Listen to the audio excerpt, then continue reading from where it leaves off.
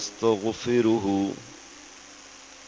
ونؤمن به ونتوكل عليه ونعوذ بالله من شرور أنفسنا ومن سيئات أعمالنا من يهده الله فلا مضل له ومن يضلله فلا هادي له ونشهد أن لا إله إلا الله وحده لا شريك له ونشهد أن سيدنا ومولانا محمدا عبده ورسوله أما بعد فأعوذ بالله من الشيطان الرجيم بسم الله الرحمن الرحيم مثل الذين ينفقون أموالهم في سبيل الله كمثل حبة أنبتت في سبع سنابل والله يضاعف لمن يشاء والله واسع عليم آمنت بالله صدق الله العظيم قال الله تعالى في شأن حبيبه إن الله وملائكته يصلون على النبي يا أيها الذين آمنوا وسلموا تسليما على النبي الأمي صلى الله عليه وسلم صلاة وسلام عليك يا رسول الله. خطبہ مسنونہ کے بعد قرآن کریم کی آیت کریمہ تلاوت کرنے کا شرف حاصل کیا. اللہ تبارک و تعالی نے ایسے لوگوں کا کلام پاک میں کئی مقامات پر ذکر کیا جو اپنا مال اللہ کی راہ میں خرچ کرتے ہیں.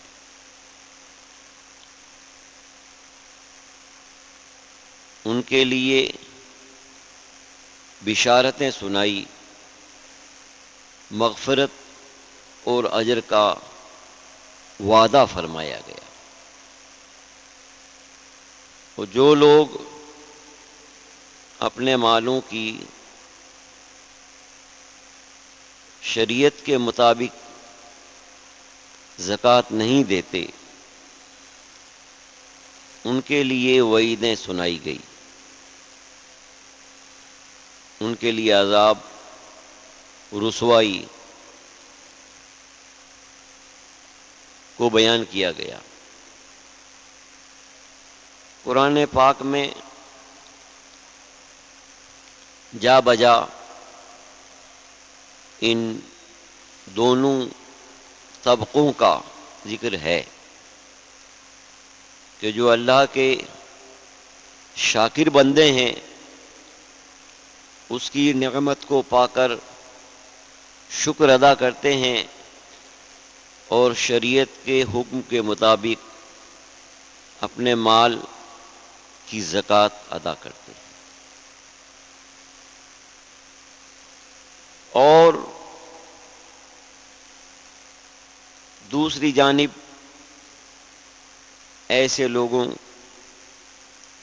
کے لیے بارہا ذکر ہے جو اس کے ناشکرے بندے ہیں، اللہ کی دی ہوئی نعمت کو اس کے حکم کے مطابق استعمال نہیں کرتے.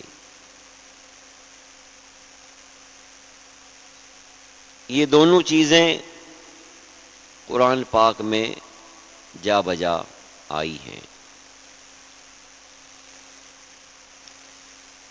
زکوٰۃ بھی ایک عبادت ہے اور اسلام کے ارکان اور بنیادی احکام میں سے ایک رکن اور حکم ہے۔ مسلمان ہونے کے لیے دین کی جو باتیں ہیں ان کا ماننا ضروری ہے۔ نماز، روزہ، حج، زکوٰۃ، اللہ پر ایمان لانا، رسولوں پر، کتابوں پر، یوم آخرت پر، تقدیر وغیرہ پر، فرشتوں پر، جنت و دوزخ پر، تو یہ سب ایمان میں داخل ہیں۔ بہت سی ان میں کی ایسی باتیں ہیں کہ اگر آدمی انکار کرے تو وہ پھر مسلمان نہیں رہتا، کافر ہو جاتا ہے، کیونکہ ان کا ثبوت آیات قرآنیہ، احادیث متواترہ اور امت کے اجماع سے ہے۔ ہر مسلمان پر زکوٰۃ ہے، جس طرح کہ روزہ ہر مسلمان عاقل بالغ، نماز ہر مسلمان عاقل بالغ پر فرض ہے، بلکہ زکوٰۃ اپنے شرائط کے ساتھ ہی فرض ہے۔ وہ شرائط جہاں پائے جائیں گے زکوٰۃ کی فرضیت ہو جائے گی۔ ہر عبادت کے لیے مسلمان ہونا، عاقل ہونا، بالغ ہونا ضروری ہے، کوئی بھی عبادت ہو۔ مسلمان ہے لیکن عاقل نہیں ہے، مجنون ہے، تو اس پر عبادت فرض نہیں۔ مسلمان ہے لیکن بالغ نہیں ہے تو بھی عبادت فرض نہیں ہے۔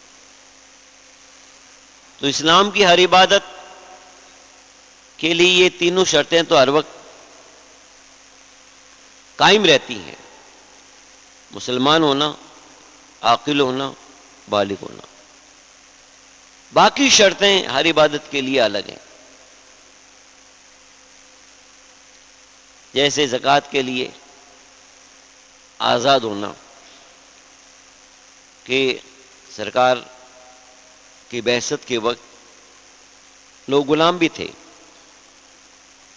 آدمیوں کے آدمی مالک تھے، آقا اور غلام کا رشتہ چلتا تھا، تو غلام جو بھی کماتا ہے وہ اس کی ملکیت نہیں ہوتا ہے، اس کے آقا کی ملکیت ہوتا ہے، اس لیے اس پر زکوٰۃ نہیں۔ ہاں، آزاد جو ہے اس پر زکوٰۃ ہے کہ وہ اپنے مال کا مالک ہے۔ تو زکوٰۃ میں مسلمان ہونے کے ساتھ، عاقل ہونے کے ساتھ، بالغ ہونے کے ساتھ آزاد ہونا بھی شرط ہے، اور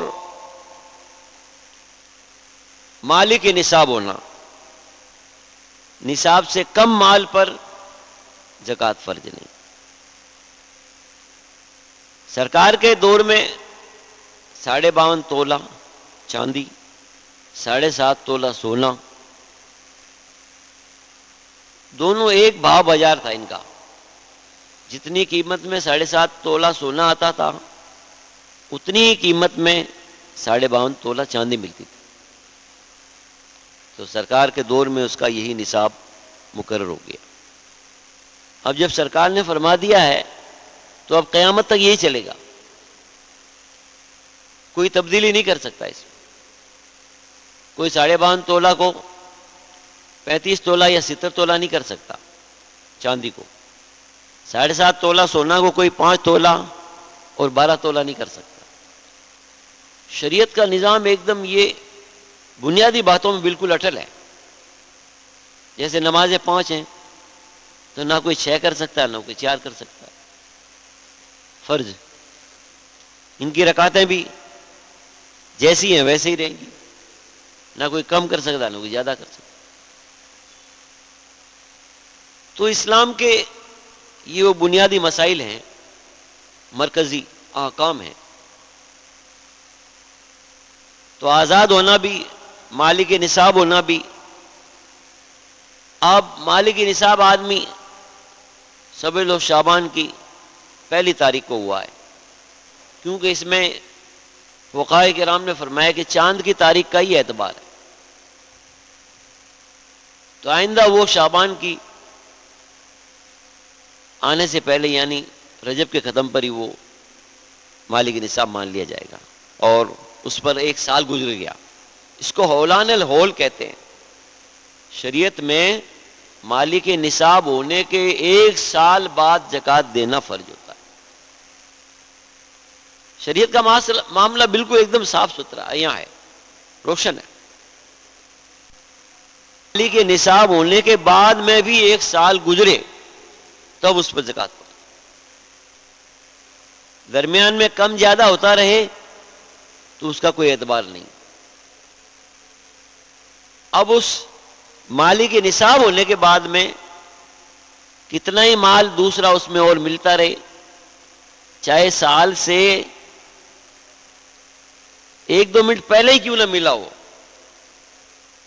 اس پر سال گزرنے سے پہلے دوسرا مال 1-2 منٹ پہلے بھی کیوں نہ گزرا ہو ملا ہو، وہ سب اسی میں شامل کیا جائے گا۔ جو روز اول نصاب کا ہوا تھا، سال گزرا ہے، اسی میں ملانا پڑے گا۔ کوئی بھی آدمی پہلے سے زکوٰۃ دے رہا ہے، اس کی دکان بک گئی آج، تو اسے دکان کی پوری رقم کی زکوٰۃ دینی پڑے گی۔ مکان بک گیا، مکان کی پوری رقم کی زکوٰۃ دینی پڑے گی۔ کھیت بک گیا، کھیت کی پوری رقم کی زکوٰۃ دینی پڑے گی۔ یہ نہیں ہے کہ بھئی اس پر سال گزرے، سال ایک ہی موقع ہے سال گزرنے کا۔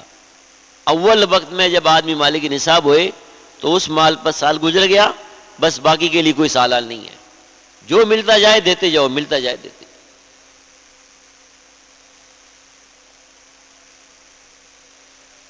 تو اس کو ہولان الہول کہتے ہیں، شریعت کی اصطلاح میں اس کا نام ہولان الہول۔ اور غیر قرضدار ہونا، کیوں قرضدار اگر کوئی آدمی ہے 2 لاکھ کا قرضدار ہے، لوگ مانگتے ہیں اس میں 2.5 لاکھ، 2 لاکھ کسی کو دیے ہیں آپ نے بھی، لوگ اس میں 2.5 مانگتے ہیں، تو 2 اس میں کٹ گئے، اس کے بعد کیا رہا، خود میں 50,000 کا قرضدار ہو گیا۔ تو قرضدار پر زکوٰۃ نہیں ہے۔ ہاں قرض نکالنے کے بعد میں بھی آدمی مالک نصاب رہتا ہے اور اس پر سال گزرتا ہے تب زکوٰۃ۔ حاجت اصلیہ سے مال کا فارغ ہونا، جو بھی مال پیسے نقد تجارت کا مال ہے اس کا حاجت اصلیہ سے فارغ ہونا۔ حاجت اصلیہ میں مکان ہے، پہننے کپڑے ہیں، کھانے کے سامان ہیں، کاریگر کے لیے اس کے اوزار ہیں، مولانا مول صاحب ہیں تو اس کی کتابیں ہیں، اس قسم کی چیزیں۔ بڑا آدمی ہے تو اس کا ایک خادم ہے، غلام تھا پہلے، اب موٹر کار سمجھ لو۔ تو ان کو حاجت اصلیہ میں شریعت نے مانا ہے۔ حاجت اصلیہ کی چیزوں پر زکوٰۃ نہیں ہے، مکان چاہے 1 2 3 بھی کیوں نہ ہو، ان پر زکوٰۃ نہیں ہے۔ ہاں بیچنے خریدنے کے طور پر یہ ایسا کرتا رہتا ہے تو چونکہ وہ مال تجارت ہے تو اس پہ زکوٰۃ۔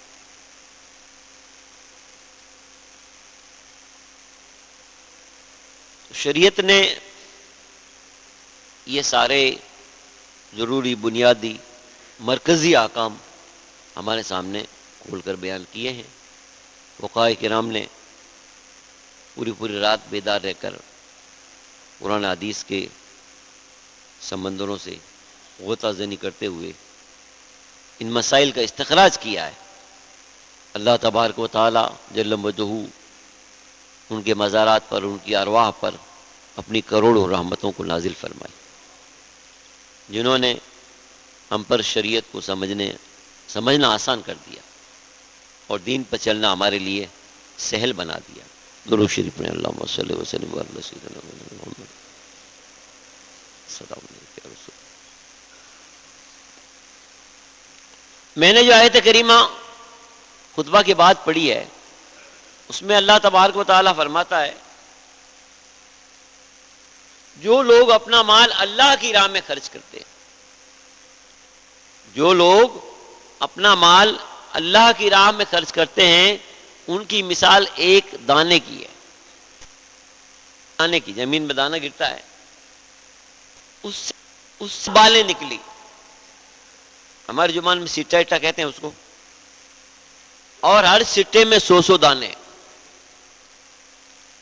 تو ایک دانے سے 7 بالیں، ہر بال میں 100 دانے.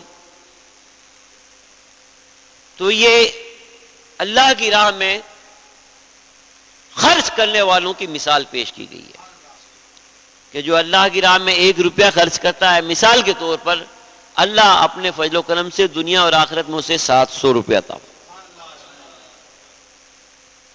واللہ یضاعف من یشاء، اور اللہ چاہے تو اس سے بھی زیادہ دے. وہ تو بے نیاز بادشاہ ہے. واللہ واسع علیم، اور اللہ بہت بڑے علم والا ہے اور بہت بڑی وسعت والا. بے نیاز بادشاہ ہے وہ. اب بندے کی نیت اخلاص کے پیش نظر اس کو ثواب عطا فرماتا ہے. ورنہ ہر نیکی کا بھی وہ فرماتا ہے من جاء بالحسنۃ فلہ عشر امثالها، جو ایک نیکی کرے اللہ تعالیٰ اسے 10 ثواب عطا فرماتا. تو یہ سب نیت پر ہے. صحابہ کرام کی نیتیں تو پاکیزہ تھی کہ حضور نے ان کے دلوں کو دھو دیا تھا اور اپنی صحبت پاک سے ان کے دلوں کو صاف ستھرا اور آئینہ بنا دیا تھا. ان میں وہ باتیں نہیں آتی تھی جو ثواب کو ضائع کرے، قبولیت کی برکت کو کم کرے، درجات کو کم کرے، بلکہ حضور کی برکت سے ان کے اعمال مقبول اور محبوب اور ان کے وقت بوقت درجے بلند ہوتے ہی رہتے ہیں. ابھی ہم جیسے لوگوں جو آج اس دور پر فتن کے اندر، جن میں اکثر لوگ ابن الدین و دنیا دینار بنے ہوئے ہیں، پیسوں کا غلام ہے، کوئی دنیا کا غلام ہے، ایسی حالت کے اندر نیتوں کو سنبھالنا سب سے اہم کام ہے.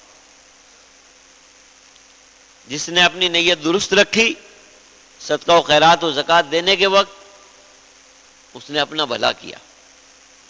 ان احسنتم احسنتم لانفسکم، اگر تم نے کوئی نیکی کی ہے تو اس نیکی کا فائدہ تم کو ہی ہے. ان اسف علیہا، اور جس نے برا کام کیا تو اس کا وبال اس پر ہی ہے. تو بندے کو چاہیے کہ جب اللہ نے اسے مال دیا ہے تو یہ کوشش کرے کہ اس کی نیت صاف ستھری رہے اور اخلاص سے وہ اپنی زکوٰۃ وغیرہ ادا کرے تاکہ اس کے ثواب میں کمی نہ ہو اور ایسا نہ ہو کہ قبولیت سے وہ رہ جائے اور اس کے صدقات کو اللہ تعالیٰ رد فرما دے. یہ اس کے لیے بہت مصیبت اور رسوائی کا باعث ہو. آپ حضرات مسلسل حکام شریعت علماء کرام سے سنتے رہتے ہیں اور فَاسْأَلُوا أَهْلَ الذِّكْرِ إِن كُنتُمْ لَا تَعْلَمُونَ، اگر تمہیں دین کی کوئی بات معلوم نہیں ہے تو جاننے والوں سے پوچھ لو. جس نے جاننے والوں سے پوچھا اس نے اپنا فائدہ کیا اور خامخواہ جھوٹی شرمندگی کو اپنے درمیان میں لایا اور مسائل شریعہ سے بے خبر رہا تو خود کا ہی نقصان کیا. اسی لیے ہر عبادت کے مسائل ہیں، نماز کے بھی مسائل، روزہ کے مسائل ہیں، حج کے مسائل ہیں، زکوٰۃ کے مسائل اور بھی مسائل. سرکار صلی اللہ علیہ وسلم کی روحانی تربیت اور آپ کی نورانی مجلسوں سے صحابہ کرام کے دل تو بالکل منور تھے ہی. بعض دیہات کے گیوار لوگ جب صحابہ کرام نے سرکار کے وفات کے بعد ابوبکر صدیق رضی اللہ تعالیٰ عنہ کو خلیفہ اول بنایا، جانشین پیغمبر بنایا، تو بعض نادان قسم کے مسلمانوں نے، جن تک دین کی پختگی نہیں تھی، دیہات کے گیمار آس پاس کے، انہوں نے زکوٰۃ دینے سے انکار کر دیا کہ ہم تو بھی صرف نماز ہی پڑھیں گے، یہ تو جرمانہ ہو گیا، یہ ہو گیا، فلاں ہو گیا۔ منافقین قسم کے لوگ تھے وہ، یا اجہل تھے لوگ، تو وہ ایک ابتلا اور آزمائش کا دور ہوا، مطلب دین کی بنیاد کو خطرہ ہوا، دین کے بگاڑ اور فساد کی طرف ایک راہ نکلی۔ ایسے موقع پر صحابہ کرام نے مشورہ کیا۔ سیدنا ابوبکر صدیق کا مشورہ سب صحابہ سے الگ تھا، یہاں تک کہ سیدنا عمر فاروق رضی اللہ عنہ جو بہت جری، بہت بہادر، بہت شجاع تھے، وہ بھی اس وقت ان کا الگ مشورہ تھا کہ ان کو سمجھایا جائے، ان کو نصیحت کی جائے۔ سیدنا ابوبکر سے کہ اگر نماز اور زکوٰۃ کے اندر جس نے فرق کیا تو میں تلوار لے کر اس سے جہاد کروں، دوسری کوئی بات نہیں کروں گا۔ سیدنا عمر رضی اللہ تعالیٰ عنہ کا کہ سرکار نے فرمایا کہ جس نے اللہ کے معبود ہونے کی گواہی دی، میرے رسول ہونے کی گواہی دی، اس کا خون محفوظ ہے۔ سیدنا ابو صدیق رضی اللہ تعالیٰ عنہ نے کہا کہ نہیں، جو نماز اور زکوٰۃ میں فرق کرے گا، زکوٰۃ کا انکار کرے گا، میں اس کے خلاف کھڑا ہو جاؤں گا۔ آخر دونوں مباحثہ مناظرہ ہوتا رہا، اور سیدنا عمر فاروق رضی اللہ تعالیٰ عنہ نے بھی تسلیم کر لیا کہ حق بات وہی ہے جو سیدنا ابوبکر کہہ رہے ہیں، اور پھر تمام صحابہ نے تائید کر دی، اور ایسے گیماروں کو، جاہلوں کو گھیرنا شروع کیا، ان کا پیچھا کیا۔ آخر اللہ تبارک و تعالیٰ نے بہت سوں کو توبہ کی توفیق عطا فرمائی، اور انہوں نے جو ہے اپنی جہالت سے باز آئے، نادانی سے باز آئے، اور اللہ اور اس کے رسول کے احکام کے سامنے انہوں نے سر جھکا دیا۔ اس طرح اس فتنے سے اور دین کو تباہ ہونے سے روز اول جس ذات ہستی نے قدم اٹھایا اور فیصلہ لیا وہ ابوبکر صدیق رضی اللہ تعالی۔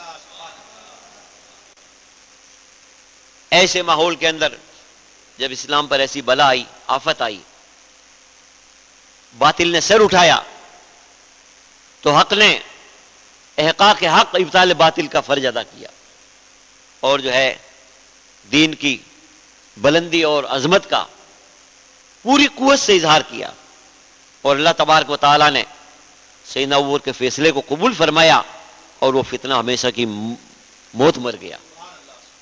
اس کے بعد میں آج تک کسی میں یہ دم زدنی نہیں ہوئی کہ وہ زکوٰۃ کا انکار کر سکے۔ تو اسلام کا یہ وہ فریضہ ہے جس میں کمزوروں، محتاجوں، غریبوں، مجبوروں، فقراء، مساکین، غربا، غلاموں، قرضداروں کے لیے ایک حسن سلوک اور احسان کرنے کا طریقہ بتایا گیا کہ اپنے مال میں مست نہ رہو، اللہ نے زیادہ مال دیا ہے تو اپنے لیے بھی استعمال کرو، لیکن جو کمزور لوگ ہیں، بے آسرا لوگ ہیں، محتاج لوگ ہیں، ان کی مدد کرو۔ اللہ نے اسی لیے تمہیں زیادہ دیا ہے، مرتبہ تو آخرت میں تمہارا ثواب بڑھے گا، اللہ کے درمیان میں عزت تمہاری زیادہ ہوگی، لیکن یہ تمہاری آزمائش ہے۔ ان کی فقیر بن کر آزمائش ہے، تم کو مالدار بنا کر آزمائش کیا۔ وہ بھی امتحان میں ہے، تم بھی امتحان میں ہو۔ انہوں نے اگر اپنی فقیری میں صبر کیا تو ان کا بھی درجہ بہت بلند، آپ نے اگر تم نے مالداری میں شکر کیا تو تمہاری بھی درجہ بلند۔ دونوں امتحان میں۔ کسی کی فقیری محتاجی پر ہنسی مذاق مت اڑاؤ، یہ اللہ کو پسند نہیں ہے، اور کسی کو اللہ نے خوشحال کیا ہے تو تم حسد مت کرو، یہ بھی اللہ کو پسند نہیں ہے۔ کسی کی دکان کا زیادہ چلنا، رات میں اگر کسی کے پیٹ میں درد ہوتا ہے تو وہ اپنی آخرت برباد کرتا ہے۔ اللہ تبارک و تعالیٰ رازق ہے، جس کو زیادہ دیتا ہے۔ یہ نادان مسلمان کیوں خواہ میں اپنی آخرت تباہ کرتا ہے؟ تیری قسمت میں جو لکھا ہوا رزق ہے وہ تجھے پا جائے گا، لیکن دوسرے کے رزق پر حسد کرنا، اس کی دکان کے بازو میں جا کر دکان کھڑے کر کے اسے پریشان حال کرنا. مسلمان تو مسلمان کا خیر خواہ ہوتا ہے، اس کی بھلائی چاہتا ہے، اس کی خوشی میں خوش ہوتا ہے، اس کے دکھ میں مصیبت زدہ ہوتا ہے. یہ مسلمان کی شان ہے. یہ تو ابن دنیا و دینار لوگ ہیں جنہوں نے یہ پیشہ اختیار کر رکھا ہے کہ ایک مسلمان کی دکان شاندار چل رہی ہے تو بس اس کے پیٹ میں کیڑے دوڑ رہے ہیں. یہ بالکل ہی نادانی ہے، بیوقوفی ہے اور کمینہ پن ہے. اللہ تبارک و تعالی ایسے فعل سے ہر ایک کو بچنے کی توفیق عطا فرمائے. یہ ماہ مبارک جس کا معنی ہی پرہیزگاری، تقوی اور دل کی صفائی ہے، اگر ایسا خیال پیدا ہوتا ہے تو فوراً اللہ کی بارگاہ میں توبہ کرے، استغفار کرے، مسلمانوں کی خیر خواہی چاہے، ان کی بھلائی چاہے، ان کے کاروبار کی ترقی چاہے. اس میں ہماری عزت ہے، سب کی عزت ہے. اللہ جل مجدہ ہم سب کو احکام شریعت پر عمل کرنے کی توفیق عطا فرمائی اور اس ماہ مبارک کا احترام کرنے کی توفیق عطا فرمائے. اور جو لوگ مالی کے نصاب ہیں، اللہ نے انہیں مال دے کر نوازا ہے، ان کو باقاعدہ اپنے مالوں کی زکوٰۃ شرعی طور پر ادا کرنے کی توفیق عطا فرمائے. حیات ایمان، ممات ایمان، حشر ایمان عطا فرمائے. قیامت کے دن اپنے پیارے حبیب صلی اللہ تعالی وسلم کے لواء الحمد کے نیچے جگہ عطا فرمائے. آپ کو مبارکات و جام کوثر عطا فرمائے. آپ کی شفاعت سے ہم تمام سنیوں سے نتا